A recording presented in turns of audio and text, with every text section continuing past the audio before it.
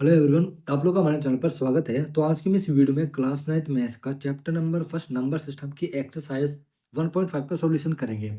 मैं इसको introduction part already upload कर चुका हूँ यूट्यूब पर, तो मैं उसका लिंक आपको डिस्क्रिप्शन में दे दूंगा। आप लोग उसको वॉच करके जब भी आप इस एक्सरसाइज को प्रेफर करें, ओके। और मेरी आप लोगों से रिक्वेस्ट यही है कि वीडियो को लाइक करें, शेयर करें, कमेंट करें और चैनल को सब्सक्राइब करना ना भूलें, ठीक है। और जितनी भी हमारी ओल्ड वीडियोस है और जितनी भी हमारी नई प्लेलिस्ट्स है 9th और 10th क्लास का, आप उनको भी जरूर देखिए, वॉच करें, ठीक है। उनका भी लिंक आपको डिस्क्रिप्शन में जरूर मिलेगा। तो चलो इसके एक्सरसाइज के सॉल्यूशन को शुरू करते हैं। जैसे कि आप लोग यहाँ पर देख रहे होंगे कि यहाँ पर जो एक्सरसाइज का सॉल्यूशन है वो सोल्व हुआ है। अब हुआ क्या, एक्चुअली मैं अभी थोड़ी देर पहले वीडियो रिकॉर्ड ही कर रहा था, पर रिकॉर्ड करते करते इसकी जो आवाज़ है माइक की वो म्यूट हो गई, यानी कि वो अपना आप ही उसमें आवाज़ नहीं आ रही थी, तो आवाज़ जो वॉइस थी वो म्यूट हो गई, जिसके कारण मुझे वीडियो फिर दोबारा से बनानी पड़ती। लेकिन मैंने टाइम को सेव करने के लिए जितना सॉल्यूशन मैं करा चुका, उसकी वीडियो बस मैं आप लोगों को बस ऐसे ही दे रहा हूँ और मैं उसको अच्छे से समझा रहा हूँ, ठीक है। तो चलो इसको अच्छे से समझ लेते हैं। मैं इसके पहले 3 क्वेश्चंस करा चुके, लास्ट के जो 2 क्वेश्चन कराने हैं वो मैं इसके बाद करूँगा।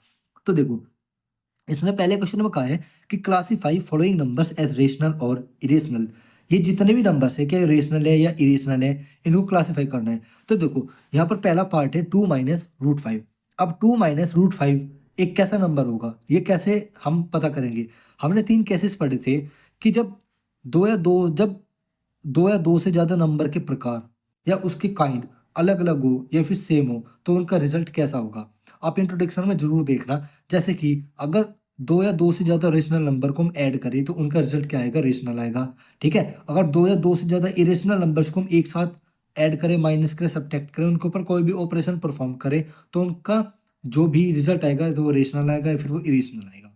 अब अगर इरेशनल नंबर्स आपके अलग अलग है, यानी कि दो या दो से ज्यादा नंबर के प्रकार अगर इरेशनल है और वे सभी अलग अलग नंबर है, तो उनका जो हमेशा रिजल्ट है वो इरेशनल आएगा। अगर वे सेम है तो एडिशन को छोड़ करके प्लस सॉरी एडिशन को छोड़ करके माइनस, डिवीजन और मल्टीप्लिकेशन के केस में रेशनल आएगा। ओके, ये बात ध्यान रखना। तो उसी बेसिस पे हमने यहाँ पर देखा 2 यहाँ पर रेशनल है और √5 यहाँ पर इरेशनल है। अगर एक नंबर रेशनल है, एक नंबर इरेशनल है, उनके ऊपर आप कोई भी ऑपरेशन परफॉर्म कर लो, माइनस, प्लस, डिवीजन, वो क्या क्वांटिटी देंगे हमको, उनका जो आंसर होगा वो हमेशा इरेशनल होगा। याद रखना, वो हमेशा ही क्या देंगे, इरेशनल क्वांटिटी ही देंगे। ओके, अब यहाँ पर देखते हैं 3 + √23 - √23 था। 23 रूट से 23 रूट कट गया क्योंकि हमने यहाँ पर ब्रैकेट को ओपन कर दिया, ओके। और यहाँ पर 3 क्या मिला, एक रेशनल नंबर मिला, ओके। यहाँ पर 2 √7 अपॉन में 7/√7 है, रेशनल से रेशनल, इरेशनल से इरेशनल कट गया, ठीक है। 2/7 हमको क्या मिला, रेशनल नंबर मिला, जहाँ पर डेनोमिनेटर और न्यूमरेटर क्या है, कोप्राइम है, ओके। यानी कि रेशनल नंबर की डेफिनेशन को सेटिस्फाई कर रहे हैं। और अब है 1/√2। अब ध्यान से देखो, 1 को हम डिवाइड कर रहे हैं √2 से। √2 क्या है, एक इरेशनल नंबर है और 1 क्या है, रेशनल नंबर। रेशनल नंबर को आप इरेशनल नंबर से डिवाइड कर रहे हो क्योंकि टर्मिनेट नहीं हो सकता। जब ये टर्मिनेट ही नहीं हो सकता तो यानी कि इसकी वैल्यू कभी रुकेगी नहीं, और जब इसकी वैल्यू रुकेगी नहीं तो आप ऐसी वैल्यू से जो टर्मिनेट ही नहीं हो सकता, आप 1 को डिवाइड कर रहे हो उससे, तो जाहिर सी बात है जो उसका रिजल्ट होगा वो भी इरेशनल ही आएगा, ओके। यानी कि एक रेशनल है, एक इरेशनल है, इसके ऊपर कोई भी परफॉर्म कर दो ऑपरेशन, आपको इरेशनल क्वांटिटी मिलेगी, तो इरेशनल इसका आंसर हो जाएगा। फिर है 2 पाई। अब पाई एक इरेशनल नंबर, उसके साथ आप किसी भी रेशनल नंबर के मल्टीप्लाई कर लो, डिवीजन कर लो, माइनस कर लो, प्लस कर लो, वो इरेशनल क्वांटिटी ही देगा क्योंकि एक क्वांटिटी आपकी रेशनल है, दूसरी आपकी इरेशनल है, ओके। चलो उसके क्वेश्चन नंबर सेकंड पे चलते हैं। यहाँ पर है simplify each of the following expression. ये सभी एक्सप्रेशन हमको दी गई है, ये कुछ प्रॉपर्टीज पर बेस्ड है जो कि मैंने आपको इंट्रोडक्शन में कराई हुई है, आपकी एनसीईआरटी बुक में भी लिखी हुई होंगी, वहां पर जाकर के देखिएगा। हालांकि मैं ये एक्सरसाइज आपके सिलेबस में है नहीं इस बार, बट मैं जो भी एक्सरसाइज करा रहा हूँ वो 2020 के बुक से करा रहा हूँ, जिससे कि आप लोगों को ऑलमोस्ट हर एक एक्सरसाइज की नॉलेज होनी चाहिए। बाकी अब सिलेबस इतना छोटा कर दिया कि अब तो कुछ भी नहीं बचा, बहुत ही छोटा सिलेबस बना दिया। लेकिन इनकी जरूरत आपको आगे पड़ सकती है क्योंकि इनकी पड़ती भी है, ठीक है। तो आप इनको अच्छे से बेसिक की तरह तैयार कर लीजिए, ठीक है। तो चलो नेक्स्ट पेज पर चलते हैं, इसको सोल्व कर। देखो क्वेश्चन नंबर फर्स्ट है कि 3 + √3 2 + √2, इस फॉर्म का हमको ये क्वेश्चन दिया हुआ है। अब ऐसी फॉर्म की प्रॉपर्टी हमने क्वेश्चन अपने इंट्रोडक्शन में पढ़ी थी जो कि डिस्ट्रीब्यूटिव प्रॉपर्टी थी कि a + b × c + d, ठीक है। यानी कि अपन नंबर्स क्या अलग अलग है। अब इनका जो आंसर होगा वो किस फॉर्म में होगा, ए की मल्टीप्लाई सी में करो ac, ए की डी में ad, बी की सी में bc, बी की डी में बी डी। तो यानी कि अब ऐसे हमने इसका इस्तेमाल करते हुए क्या किया, 3 की मल्टीप्लाई 2 में 6, 3 की मल्टीप्लाई √2 में 3√2। अब √3 की मल्टीप्लाई 2 में तो √2 √3 और √3 की मल्टीप्लाई √2 में करी। तो हमने यहाँ पर फिर से एक आइडेंटिटी का यूज़ किया, √a इंटू √b का, जो कि √ab की इक्वल होती है। फिर 6 प्लस √3 2√3 और प्लस √6 हमारा आंसर आ गया। आप चाहो तो वहाँ पर इनकी वैल्यू को रख करके भी इनको आगे फर्दर सोल्व कर सकते हो, और हम अपना आंसर यहीं पर ही छोड़ देंगे, ठीक है। क्योंकि अब हम बड़ी क्लासेस में हैं तो हम यहाँ पर पॉइंट, अब यहाँ पर पॉइंट में आंसर नहीं निकालेंगे। तो यहाँ पर रूट में अगर आंसर आ रहा है तो रूट में भी हमारा आंसर सही होगा। ओके, अब है अगला क्वेश्चन, इसका पार्ट कि 3 प्लस √3 और इंटू 3 माइनस √3, ये एक आइडेंटिटी बन गई। a minus B, A plus B, यानी कि a² माइनस b², ये आइडेंटिटी लगा देंगे। तो 3 का स्क्वायर माइनस √3 का स्क्वायर, रूट अगर किसी भी रूट वाले नंबर का स्क्वायर होता है, अगर उसका स्क्वायर हो रहा है तो रूट के अंदर क्वांटिटी एज इट इज आ जाएगी, और 9 माइनस 3 क्या हो जाएगा, 6 हो जाएगा। ओके, √5 प्लस √2 का होल स्क्वायर, इसकी भी आइडेंटिटी है a plus √2ab plus 2 into √ab और प्लस b। तो यहाँ पर क्या करेंगे, 5 प्लस 2 7 हो जाएगा, और 2 इंटू 5 इंटू 10 यहाँ पर 2√10 हो जाएगा। तो ये इसका आंसर हो जाएगा, यहाँ पर हम इसको छोड़ देंगे। ओके, आगे फर्दर हम इसको नहीं करेंगे। अगर करना चाहोगे तो आप कर सकते हो, बाकी आप एक बड़ी क्लासेस में हो तो आप यहाँ पर रूट में वैल्यू को छोड़ करके आओगे, बशर्ते कि ये अपोन में ना हो। ओके, उसके लिए हम रेशनलाइजेशन वाला क्वेश्चन करेंगे, जो कि इस एक्सरसाइज का लास्ट क्वेश्चन है। अब देखो यहाँ पर फोर्थ पार्ट है कि √5 माइनस √2, √5 प्लस √2। भाई ये भी a² माइनस b² वाली आइडेंटिटी का फॉर्मूला है। फॉर्मूला हमने यूज किया a² माइनस b², a की वैल्यू √5 है, b की वैल्यू √2 है, और √5 इंटू का स्क्वायर और माइनस √2 का स्क्वायर। यहाँ पर √5 का स्क्वायर हो रहा है तो 5 एज इट इज बाहर आ जाएगा, √2 में से 2 बाहर आ जाएगा एज इट इज, तो 3 इसका आंसर आ जाएगा। तो यानी कि क्वेश्चन नंबर सेकंड हमने कर लिया कंप्लीट। चलते हैं इसके क्वेश्चन नंबर थर्ड। जो क्वेश्चन नंबर थर्ड है कि recall pi is defined as ratio of circumference say c of a circle to its diameter cd. This is pi equal to c upon d. This seems to contradict that fact or pi is irrational. How will you resolve this contradiction? तो यहाँ पर इसने हमको एक case दिया है जो कि आपकी बेसिक नॉलेज के ऊपर है, डिपेंड है, कि सरकमफ्रेंस जो सर्कल की है वो सी है और उसका डायमीटर क्या है, डी है। अब इनका रेशो सी अपॉन डी किसके इक्वल है, पाई के इक्वल है। अब इसने कहा कि जब pi equal to C upon D है, सर्किल का डायमीटर और सरकमफ्रेंस के रेशो, यानी कि सरकमफ्रेंस का डायमीटर से रेशो किसके इक्वल है, पाई के इक्वल है। जबकि पाई एक इरेशनल नंबर है और सी अपॉन डी यानी कि सरकमफ्रेंस और डायमीटर कभी भी इरेशनल नहीं होते किसी भी सर्किल के, ठीक है, वो हमेशा रेशनल नंबर देते हैं, ठीक है। बट यहाँ पर इसने कहा, यहाँ पर तो ऐसा प्रतीत होता है कि पाई क्या एक इरेशनल नंबर नहीं है, यानी कि गलत साबित हो गया कि ये पाई एक इरेशनल नंबर नहीं है। अब इसको आप कैसे रिजोल्व करोगे इस कॉन्ट्रडिक्शन को। अब देखो इसको हम कैसे कॉन्ट्रडिक्शन को रिजोल्व कर सकते हैं, कैसे इस दिक्कत को हम सोल्व कर सकते हैं। ये सर्किल है, सर्किल का डायमीटर हमेशा फाइनाइट होगा, उसके सरकमफ्रेंस भी फाइनाइट होगी। भाई अब ये केवल एक ही केस है यहाँ पर, ठीक है, यानी कि यहाँ पर बस एक ही सॉल्यूशन हो सकता है कि यहाँ पर उसने सी या डी को, इनमें से किसी एक को या तो इरेशनल लिया है या फिर इन दोनों के दोनों को उसने क्या लिया है, इरेशनल लिया है। यानी कि हम यहाँ पर उन्हीं केसेस का यूज करेंगे जो हमने केस पढ़े थे इंट्रोडक्शन में, कि अगर दो नंबर है, दो से ज्यादा नंबर का प्रकार अलग अलग है या उनका सेम है तो उनका क्या रिजल्ट होगा, ठीक है। तो हमने वहीं पर ही इसी केसेस का यहाँ पर यूज किया है कि या तो सी, या तो जो आपका सी है यानी कि सी अपॉन डी इक्वल टू पाई, या तो सी आपका इरेशनल क्वांटिटी है और पाई आपकी क्या रेशनल क्वांटिटी है। रेशनल से आप इरेशनल को डिवाइड करोगे तो अगेन एक इरेशनल नंबर आएगा, तो पाई आपका इरेशनल है। या फिर दोनों की दोनों क्वांटिटी क्या है, सी और डी इरेशनल है, और जब इरेशनल को इरेशनल से डिवाइड करोगे अगर क्वांटिटी डिफरेंट है, और सी और डी हमेशा डिफरेंट क्वांटिटी होंगी, सेम तो होंगी नहीं, और जब ये डिफरेंट क्वांटिटी है तो इसका मतलब पाई क्या होगा, हमारा इरेशनल नंबर ही होगा। तो यानी कि यहाँ पर यही केस है कि या तो आइदर सी और डी आपकी इरेशनल है या फिर बोथ सी और डी के आपके इरेशनल नंबर्स है, ठीक है। तो ये केवल आपकी बेसिक नॉलेज के बेस पे था। तो अब हम चलते हैं क्वेश्चन नंबर 4 पर, जहाँ पर हमको √9.3 को क्या करना है, आपको उस पर नंबर लाइन पर रिप्रेजेंट करना है। ओके, चलो चलते हैं। देखो क्वेश्चन नंबर 4 था कि represent √9.3 on the number line. देखो उसके दो मेथड है। एक मेथड है आपका, हमने 1.2 एक्सरसाइज में पढ़ा था पाइथागोरस थ्योरम से, जब हमने राइट एंगल ट्राइंगल क्रिएट किया था, एक तो वो, ठीक है। और एक मेथड है आपका जो मैंने आपको इस एक्सरसाइज के इंट्रोडक्शन में कराया हुआ, सेमी सर्किल वाला मेथड, सेमी सर्किल वाला मेथड। तो आप इससे अगर इन पॉइंट वाले नंबर्स को रिप्रेजेंट करोगे रूट के तो आपको आसानी रहेगी, क्योंकि कर तो आप इसको इससे भी सकते हो, लेकिन 9.3 को आप पाइथागोरस थ्योरम की फॉर्म में कैसे तोड़ोगे, वो एक टफेस्ट काम है। ठीक है, अगर वहाँ पर होल नंबर होता तो आप उससे कर लेते हैं। ठीक है, यहाँ पर पॉइंट वाले नंबर में हमें दिक्कत है कि हम पाइथागोरस थ्योरम में पॉइंट वाले नंबर को कैसे तोड़ सकते थे। ठीक है, जहाँ पर हम 9.3 को क्या मानते थे, हाइपोटेनस मान लेते हैं, और फिर इसके बेसिस पे इसको परपेंडिकुलर स्क्वायर और बेस स्क्वायर के सम के रूट की फॉर्म में इसको हमें रिप्रेजेंट करना पड़ता, फिर वहाँ से हमें राइट एंगल ट्रायंगल ड्रॉ करना पड़ता, वहाँ से हमें रिप्रेजेंट करना पड़ता 9.3 को इसमें नंबर लाइन पर। अब हमने यहाँ पर एक अलग ही मेथड निकाला, सेमी सर्किल वाला मेथड। अब इसमें होता क्या है कि जो रूट के अंदर क्वांटिटी है, मेरे पास अभी कोई भी जियोमेट्रिकल थिंग्स नहीं है, तो अभी मैं आपको बिना जियोमेट्रिकल थिंग्स के इसको ड्रॉ करके दिखा रहा हूँ, लेकिन आप लोग इसको जियोमेट्रिकल थिंग्स से ही ड्रॉ करके आना। ओके, ये ऐसा क्वेश्चन आपको पेपर में जरूर मिलेगा। तो देखो 9.3 है रूट के अंदर क्वांटिटी, तो आपको 9.3 सेंटीमीटर की एक लाइन ड्रॉ कर लेनी है। तो मान लो मैंने 9.3 सेंटीमीटर की लाइन ड्रॉ कर ली। ठीक है, इसको नाम ए दे दिया, इसको नाम पॉइंट बी दे दिया। ठीक है, फिर बी पॉइंट से हमको एक यूनिट लाइन, 1 सेंटीमीटर लाइन हमको फालतू खींचनी है। ठीक है, ये लो हमने इस पॉइंट को नाम दे दिया सी। ए बी 9.5 तो यहाँ से लेके यहाँ तक है ही। ठीक है, बाकी हमें एक यूनिट हमको अपनी तरफ से खींचनी है। ठीक है, ड्रॉ करनी है, हमने ड्रॉ कर दी। ओके, अब हम क्या करेंगे, ए सी जहाँ तक हमने एक्स्ट्रा लाइन खींची, सी पॉइंट तक हमने ड्रॉ करी। अब उस पॉइंट से लेकर के शुरुआती पॉइंट्स ए से, ठीक है, इस लाइन को माप करके इस पॉइंट से हाफ से ज़्यादा माप करके एक आर्क इधर लगाना, एक आर्क इधर लगाना, फिर पॉइंट से इस लाइन का हाफ से थोड़ा ज़्यादा एक पॉइंट इधर लगाना, एक कट इधर लगाना। इससे क्या होगा, हमें इस लाइन का मिड पॉइंट मिल जाएगा। यानी कि फाइनली हमें इस लाइन का मिड पॉइंट फाइंड आउट करना है।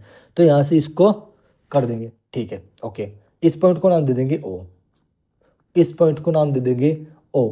अब हम लोग क्या करेंगे, ओ जो आया, ओ से लेकर के सी पॉइंट तक या ओ से लेके ए पॉइंट तक, किसी भी पॉइंट तक, ओ से सी या ओ से ए, ओ से सी को नाप करके as a radius O point से हम क्या लगा देंगे, एक सेमी सर्कल ड्रॉ कर देंगे, एक सेमी सर्कल ड्रॉ कर देंगे, जो कि ओ सी क्या होगी, एक रेडियस होगी। और जब हम इसका सेमी सर्कल ड्रॉ करेंगे तो वो ए पॉइंट से पास होगा। ठीक है, यानी कि यहाँ से लेके यहाँ तक का जो सर्किल होगा वो सेमी सर्किल हमारा बन जाएगा। ओके, फिर इसके बाद हम लोग क्या करेंगे, बी पॉइंट से हम परपेंडिकुलर ड्रॉ करेंगे। ठीक है, प्रकार से फिर डी से आप यहाँ पर क्या कर लोगे, एक कंपास से या फिर आप डी से यहाँ पर परपेंडिकुलर ड्रॉ कर लोगे। जैसे अगर परपेंडिकुलर आप ड्रॉ करोगे तो ये डी पॉइंट होगा, और ये आपकी क्या होगी, 9.3 सेंटीमीटर की लेंथ होगी इस लाइन की। यानी कि जितनी रूट के अंदर की जो वैल्यू थी या फिर जितनी की ये लाइन थी, इसकी इक्वल इसकी वैल्यू होगी। ठीक है, यानी कि ये जो लाइन होगी इतनी इसकी इक्वल या वाली लाइन होगी। ठीक है, यह 9.3 होगी। अब बस उसके बाद करना कुछ नहीं, कंपास उठाना है, पेंसिल की निप लेनी है, इसको इतनी नाप करके, इस लाइन को नाप करके यहाँ से कट लगा देना है ऐसे। और ये आगे जा करके जहाँ पर भी ये कट करेगा लाइन पर, अगर बी और सी के बीच में कट करा तो यहाँ पर हमारा 9.3 रिप्रेजेंट होगा। अदरवाइज अगर ये इसके बाहर जा करके कट किया तो इस लाइन को एक्सटेंड कर देंगे, वहाँ पर पॉइंट को दिखा देंगे कि रूट 9.3 यहाँ पर आपका रिप्रेजेंट हो गया। ओके, तो इस तरीके से आप यहाँ पर नंबर लाइन पर रूट यानी कि पॉइंट वाले जो रूट की वैल्यू होती है, ठीक है, उनको आप यहाँ पर रिप्रेजेंट कर सकते हो। यानी कि रूट वैल्यू को आप यहाँ पर रिप्रेजेंट ऐसे कर सकते हो। तो चलो इसके लास्ट क्वेश्चन पर चलते हैं, फिफ्थ क्वेश्चन, जो कि रेशनलाइजेशन पर बेस है। चलो चलते हैं इसके नेक्स्ट क्वेश्चन पर। क्वेश्चन नंबर 5 है इसका लास्ट क्वेश्चन, कि rationalise the denominator of the following. अब हमको इनको रेशनलाइजेशन की क्यों जरूरत पड़ी, देखो हमें अपनी कैलकुलेशन को आसान करने के लिए रेशनलाइजेशन मेथड का इस्तेमाल करना पड़ता है। जब भी क्वांटिटी अपॉन में रूट की फॉर्म में हो, जैसे यहाँ पर रूट की फॉर्म में, इन सभी क्वेश्चन में रूट की फॉर्म में क्वांटिटी है। ठीक है, इनमें से यहाँ पर ये दोनों रूट क्वांटिटी है, ये भी, इनमें से यहाँ पर केवल रूट 7 है। एक भी क्वांटिटी किसकी फॉर्म में नहीं होनी चाहिए, रूट की फॉर्म में, अपॉन में नहीं होनी चाहिए, वरना आपकी कैलकुलेशन टफ पड़ती है। ठीक है, बाकी जब आप लोग इसकी RD शर्मा उठाओगे एज अ प्रैक्टिस के लिए, वहाँ पर आप लोगों को बहुत सारे क्वेश्चन मिलेंगे जिनमें आप लोगों को अलग अलग क्वेश्चन में आपको अप्लाई करना होता है क्या, रेशनलाइजेशन मेथड। ठीक है, आपका आगे पॉलिनोमियल आएगा, उसमें आप फैक्टराइजेशन मेथड पढ़ोगे। ठीक है, स्प्लिटिंग टर्म, मिडिल टर्म का, उसमें भी आप लोगों को उसकी जरूरत पड़ेगी। ठीक है, बाकी फैक्टराइजेशन मेथड है 9th क्लास की RD शर्मा में, आप उसको जब आप लोग पढ़ोगे, उसकी जब आप क्वेश्चंस की प्रैक्टिस करोगे, तो वहाँ पर आप लोगों को इसकी जरूरत जरूर पड़ेगी। ओके, तो रेशनलाइजेशन मेथड की आगे जा कर के काफ़ी क्वेश्चंस में इसकी जरूरत आपको पड़ती है। बाकी ये बहुत अच्छा मेथड है जिनमें से हमको रूट को अपोन में से निकालना होता है। तो आप लोग इंट्रोडक्शन वीडियो जरूर देखिएगा, ये बहुत ही आसान मेथड है और बहुत ही इंपॉर्टेंट मेथड है। देखो यहाँ पर हमको मिला है 1/√7, ये क्वेश्चन हमको यहाँ पर मिला हुआ है। अब इसको रेशनलाइजेशन कैसे करेंगे? देखो जब भी अपोन में केवल एक सिंगल क्वांटिटी हो रूट की फॉर्म में, तो करना कुछ नहीं होता, उस सेम क्वांटिटी से ऊपर नीचे क्या कर दो, मल्टीप्लाई। रेशनलाइजेशन का मतलब ऊपर नीचे मल्टीप्लाई कर दो सेम नंबर से। अब देखो √7 हो गया, ऊपर क्या हो गया, √7, अपोन में क्या होगा, √7 इंटू √7 यानी कि √7 का स्क्वायर, और √7 का स्क्वायर मतलब √7 अपोन में इससे 7 बार आ जाएगा, तो लो जी ये हो गया। ऊपर तो आ गया √7, लेकिन अपोन में हमें रूट की वैल्यू नहीं रखनी, हमें रूट में से वैल्यू निकाली। और हाँ ऐसा मत कर देना इससे ये काट दो, वरना फिर ये 1/√7 बन जाएगा। हमें इसको ऊपर लेके जाना है रूट वाली वैल्यू को, कहने का मतलब ये। तो रूट वाली वैल्यू को हम ऊपर लेकर के चले गए डिनोमिनेटर की वजह, और अपोन में बिना रूट वाली वैल्यू को हमने छोड़ दिया। इससे हमारी कैलकुलेशन क्या हो जाती है, आसान हो जाती है। ओके, इसका सेकंड पार्ट है 1/√7 माइनस √6। अब यहाँ पर ये मैथमेटिकल ऑपरेशंस के साथ है। जब भी ऐसा क्वेश्चन आए तो करना कुछ नहीं होता, यहाँ पर कैसा साइन है, माइनस का। अब इसके अपोजिट साइन से ऊपर नीचे मल्टीप्लाई कर दो, यानी कि इस सेम क्वांटिटी से इसके अपोजिट साइन वाली क्वांटिटी से ऊपर नीचे मल्टीप्लाई कर दो।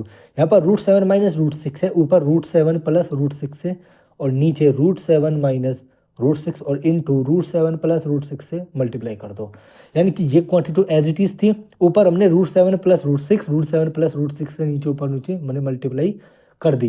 यानी कि जो साइन यहाँ पर प्रेजेंट हो उसका अपोजिट साइन वाले क्वांटिटी से ऊपर नीचे मल्टीप्लाई कर दो। जहाँ पर ये दोनों क्वांटिटी सेम रहेंगी तो ऊपर आ जाएगा √7 प्लस √6, और यहाँ पर क्या होगा, a² माइनस b² वाली फॉर्मूला बन गया, नहीं बन गया।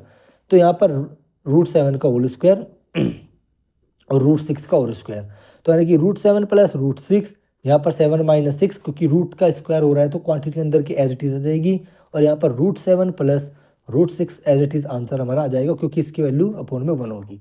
ओके, तो इसका थर्ड पार्ट देखते हैं क्या है। थर्ड पार्ट है इसका 1/√5 प्लस √2। अब की बार यहाँ पर प्लस है, इसके माइनस वाले साइन से ऊपर नीचे मल्टीप्लाई कर दो, √5 माइनस √2। अब यहाँ पर √5 प्लस √2 और √5 माइनस √2, कुछ नहीं करना, √5 माइनस √2। ओके, यहाँ पर √5 का स्क्वायर माइनस √2 का स्क्वायर, और √5 माइनस √2, 5 माइनस 2, क्योंकि रूट का स्क्वायर हो रहा है तो उसके अंदर क्या चीज़ आ जाएगी, क्वांटिटी, और √5 माइनस √2 अपोन में 3, ये हमारा क्या हो जाएगा, आंसर हो जाएगा। ठीक है, अपोन में डेनोमिनेटर में, यानी कि डेनोमिनेटर में रूट वाली वैल्यू नहीं रहनी चाहिए, ऊपर रह सकती है। ओके, फोर्थ पार्ट देखते हैं इसका, लास्ट पार्ट 1/√7 माइनस 2। अब देखो यहाँ पर केवल एक ही क्वांटिटी रूट में है, लेकिन हमें करना किससे मल्टीप्लाई है, इस पूरी क्वांटिटी से, बस इसका साइन चेंज करके। तो √7 प्लस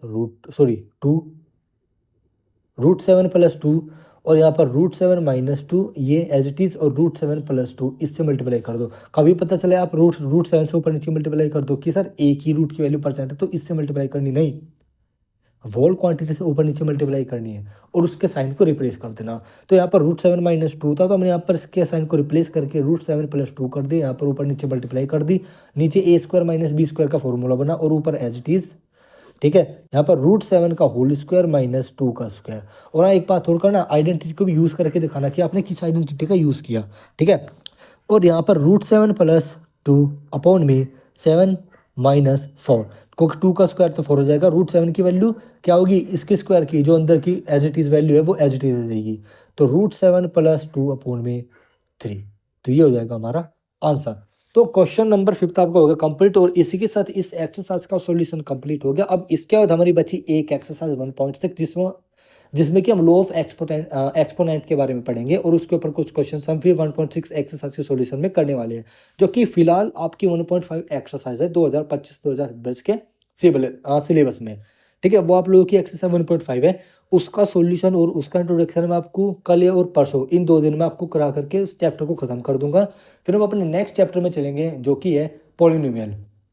ठीक है, उसमें आप लोग को बहुत मजा आने वाला है। पॉलिनोमियल में वहाँ पर आप पॉलिनोमियल के बारे में पढ़ोगे, उसके रूट्स के बारे में पढ़ोगे। ठीक है, और काफ़ी कुछ आप लोग उसमें पढ़ने वाले हो।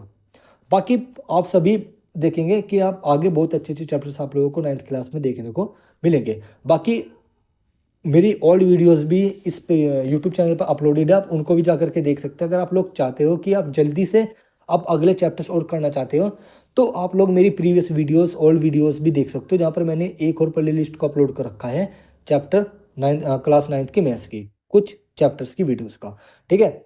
और मैं उनका लिंक आपको डिस्क्रिप्शन में दे दूंगा। बाकी मैं अभी इन चैप्टर्स को डालता रहूँगा और इनकी प्लेलिस्ट भी उस पर अपलोड करता रहूँगा यूट्यूब पर, और उसका लिंक आपको डिस्क्रिप्शन में भी दे दिया करूँगा, ठीक है। बाकी आप लोगों को चैप्टर्स बहुत अच्छे से समझ में आएंगे, ये मैं आप लोगों से उम्मीद करता हूँ। और आप लोग ये भी बताएं कि आप लोगों को अभी तक जितने भी एक्सरसाइज मैंने आप लोगों को कराई है वो आप लोगों को कैसे लगी। बाकी उम्मीद करूंगा कि आप लोगों को पसंद तो आई होगी। अगर कुछ भी डाउट हुआ ना किसी भी एक्सरसाइज में, पिछली एक्सरसाइज से लेके अब तक की में, तो आप लोग जरूर कमेंट करें, उसका सॉल्यूशन मैं आप लोगों को फिर से देने की कोशिश करूंगा और बेस्ट एक्सप्लेनेशन के साथ। बाकी आप लोग हमारे चैनल को सब्सक्राइब करें, वीडियो को लाइक करें, शेयर करें और ज़्यादा से ज़्यादा हमारी पोस्ट को भी देखें, क्योंकि मैं पोस्ट भी रोज़ क्रिएट करता रहता हूँ। अब वे भी आप लोगों की फ़ायदेमंद रहेगी और मैं डे बाय डे उनका लेवल इंक्रीज करता रहूँगा। बाकी चलिए फिर मिलते हैं अगली एक्सरसाइज 1.6 के इंट्रोडक्शन के साथ, ठीक है। तो thank you for watching video.